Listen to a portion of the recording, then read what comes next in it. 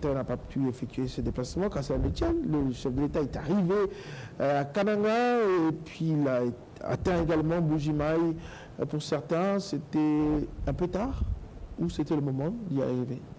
Tard, je ne pense pas, parce qu'aujourd'hui, il faut être réaliste. Le phénomène Kamwina Sampou est en train d'appartenir au passé. Les forces de l'ordre ont réussi à pacifier le terrain, les forces de l'ordre ont réussi à arranger la situation. Un président de la République est chef de l'État, il est chef des armées. Sachez donc que lorsque l'armée et la police étaient en train de travailler dans cette zone opérationnelle, c'était sous les ordres directs du président de la République lui-même. Il est donc important qu'après que ce travail est fait, que le président de la République apporte de l'espoir, apporte un sens de l'unité nationale, qui est important en ce moment où, c'est vrai, cette province s'était réellement déchirée dans le sens propre comme figuré. Aujourd'hui, le passage du chef de l'État a redonné de l'espoir à ces populations. Nous avons vu les images où les populations ont quitté leur travail de chaque jour pour venir rencontrer le président de la République. Il a porté le jalon sur certaines œuvres qui pourront demain donner de l'espoir aux populations de ces deux provinces qu'il a visitées. Et cela va permettre à ce que nous puissions davantage solidifier la cohésion nationale au sein de ces provinces. Et le message est aussi lancé, et je crois que le président de la République l'a clairement dit, a été lancé aux responsables, aux ressortissants de ces provinces, pour qu'ils puissent chaque jour se donner de la peine de savoir que d'abord cette province-là est habitée par leurs fils et leurs filles. Il est important que chacun d'entre eux puisse se mettre devant un miroir et se remettre en question. Alors, la question, de l'apport qu'il faut donner question pour le aussi, développement de cette province. nous connaissions tous que c'était l'Est du pays, où on connaissait peut-être la guerre, l'insécurité, les groupes armés qui opéraient encore, puisque c'était une zone de conflit. Comment le mal s'est transplanté dans le Kasaï aujourd'hui, avec des images atroces, où on voit des milices qui décapitent, qui ont décapité des concitoyens, qui ont tué des policiers. On ne connaissait pas ça au Kasaï. On se dit finalement qu'est-ce qui est arrivé et comment ce mal a été transplanté jusque dans le Kasaï, qui est disons, le centre du pays. Je pense que les enquêtes qui sont menées aujourd'hui de manière concomitante par la justice militaire et la justice civile vont nous donner des éléments et bien sûr des preuves de responsabilité des ressortissants de ces provinces et des hommes politiques et pourquoi pas même des hommes sous le drapeau qui sont complices de cette déstabilisation. Mais sachez très bien que le mal ne choisit pas que vous soyez à l'est, au centre ou à l'ouest. Il frappe où que nous puissions être. C'est là même où nous devons être appelés à de la vigilance. Nous étions ici dans la capitale de Kinshasa, où des illuminés ont attaqué la prison centrale de Makala. Donc comprenez qu'aujourd'hui, dans ce genre de guerre asymétrique, le mal peut frapper n'importe où.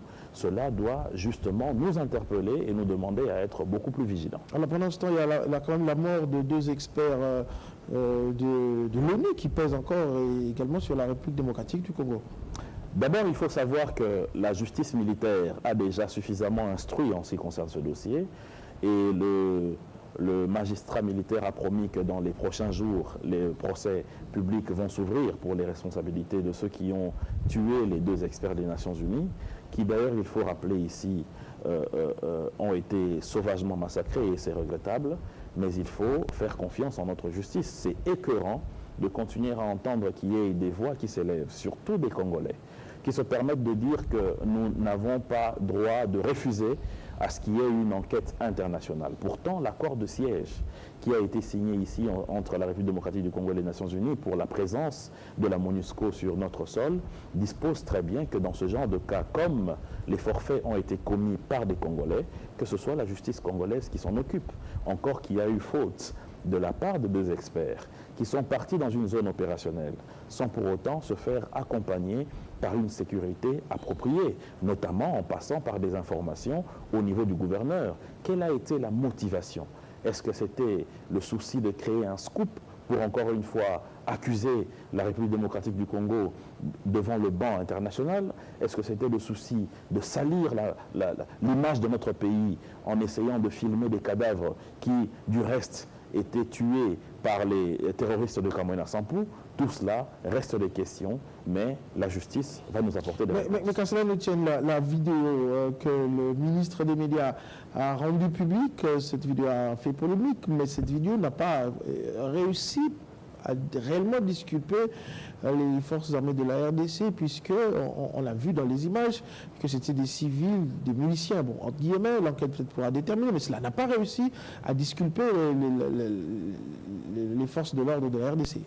D'abord, il faut savoir que la vidéo en question n'a pas été mise en ligne par le ministère de la Communication et des Médias, mais plutôt par les fanatiques de ces terroristes qui ont voulu faire publicité de leur méchanceté, et que c'est même grâce à cette mise en ligne que les services de la police scientifique ont réussi à mettre la main sur les portables qui ont posté cela et par géolocalisation mettre la main sur celui qui avait ce téléphone. Au-delà de cela, lorsque l'on regarde l'historique des faits, on se rend très bien compte qu'au moment où il y a eu le meurtre de ces deux experts des Nations Unies, la partie où ils ont été tués était réellement, à l'époque, contrôlée par les rebelles, par les terroristes de Kamwina Nsapu. Donc, c'était difficile, en cette période-là, de faire une mise en scène pour faire porter le chapeau sur la police ou l'armée. Deuxièmement, pourquoi est-ce que la police ou l'armée ferait une telle chose? Pour gagner quoi? Puisqu'il faut savoir quelle est la finalité, le mobile, quel est le gain que l'on tire d'un meurtre.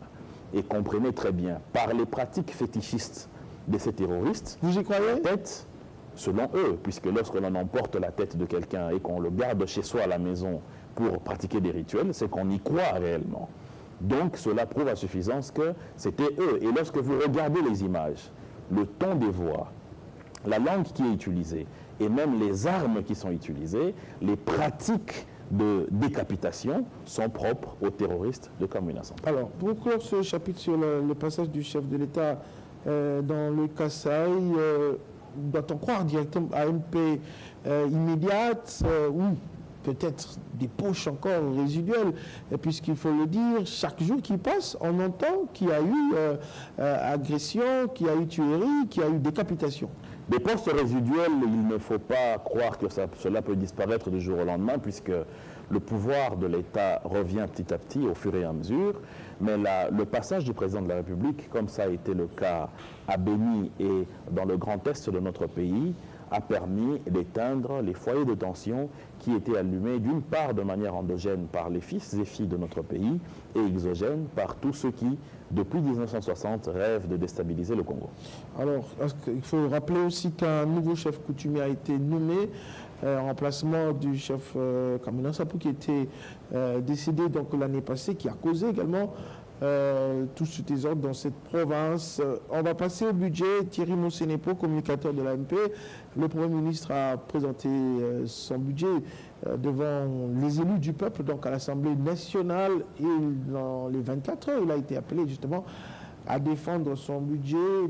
On parle de près de 8 milliards de dollars, et que pour mobiliser les recettes, le Premier ministre compte sur justement la fiscalité, veut lutter contre la corruption, l'écoulage des recettes. Ce sont des termes qui reviennent toujours, Thierry Monsenepo. Ça revient toujours, mais je pense que cette fois-ci, nous avons la détermination du chef de l'État d'abord de pouvoir mettre fin à la fraude fiscale et douanière, parce que regardez, il y a un dernier rapport de l'Assemblée nationale qui a stipulé que seulement dans le secteur de télécom, en 3 mois, il y a eu une fuite fiscale d'à peu près 650 millions de dollars. C'est pas l'impunité, Thierry Monsenepo. Depuis, il y a même un conseil du chef de l'État pour la lutte contre la corruption.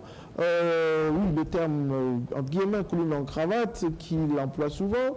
On se rend compte finalement que personne n'est inquiété. Non, mais écoutez, les prisons de la RDC, notamment celle de Kinshasa, n'est pas que remplies par les voleurs des téléphones portables et des képis. C'est aussi des responsables des régies financières, ceux qui sont dans les décisions de transfert d'argent, qui sont aussi arrêtés chaque jour. Mais on ne peut pas faire de la publicité là-dessus. Mais sachez que le président de la République a pris le taureau par les cornes en ce qui concerne cette guerre que l'on doit mener contre la fraude fiscale et douanière. Il est important et nécessaire que nous puissions savoir que nous aussi, Congolais, nous avons le devoir de dénoncer. Ce qui se passe au Congo, c'est que nous avons peut-être des fois des informations, mais on n'arrive pas, parce que la justice n'est pas omniprésente. Regardez par exemple en France, qui pouvait savoir que le ministre de l'économie, je crois M. Bernard Cahuzac ou je ne sais pas qui, à l'époque de François Hollande, lorsque Jean-Marc Ayrault était Premier ministre, qu'il avait des fonds logés dans les paradis fiscaux. C'est grâce à Mediapart qui a publié et la justice s'en est saisie.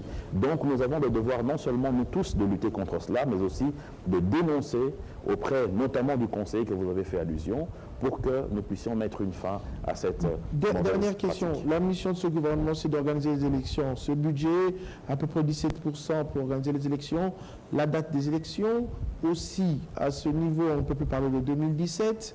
Est-ce que vous donnez la chance à ce gouvernement? La date des élections doit être décidée par la CENI qui doit publier le calendrier selon la constitution de la RDC, mais déjà ce qui est satisfaisant, c'est qu'il y a plus de 700 millions qui sont disponibilisés pour la CENI, donc ça veut dire que le gouvernement de Bruno Tshibala est décidé à financer les élections et que nous puissions très vite aller aux urnes. Thierry Mosenepo, communicateur de la majorité présidentielle, président de la Ligue des jeunes de la Convention des Congolais Unis, CCU. Merci d'avoir été des nôtres, d'avoir commenté cette actualité avec nous. Et merci à vous de nous avoir suivis de partout dans le monde. Restez sur Télé 50 pour vous informer.